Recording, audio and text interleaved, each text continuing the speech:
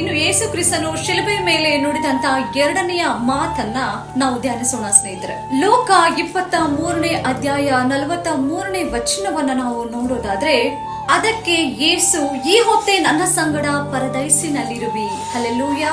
ಇಲ್ಲಿ ಯೇಸು ಸ್ವಾಮಿ ಅವರು ಈ ಹೊತ್ತೇ ನನ್ನ ಸಂಗಡ ಪರದೈಸಿನಲ್ಲಿ ಇರುವಿ ಅನ್ನುವಂತ ಎರಡನೆಯ ಮಾತನ್ನ ನಾವು ನೋಡ್ತಾ ಇದ್ದೀವಿ.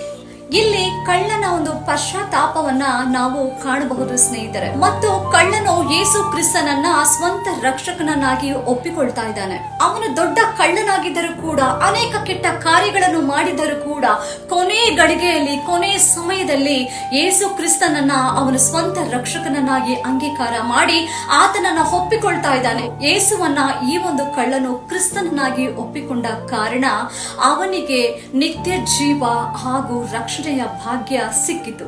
ಆ ಒಂದು ಕಳ್ಳ ನಿತ್ಯ ಜೀವವನ್ನ ಹೊಂದಿಕೊಂಡ ಮತ್ತು ರಕ್ಷಣೆಯ ಭಾಗ್ಯವನ್ನ ಪಡೆದುಕೊಂಡ ಈ ಒಂದು ಕಳ್ಳ. ಆವಾಗ ಈ ಕಳ್ಳನು ಈ ಒಂದು ಯೇಸು ಕ್ರಿಸ್ತನನ್ನ ರಕ್ಷಕನನ್ನಾಗಿ ಅಂಗೀಕಾರ ಮಾಡಿಕೊಂಡು ಒಪ್ಪಿಕೊಳ್ತಾನೋ, ತಕ್ಷಣ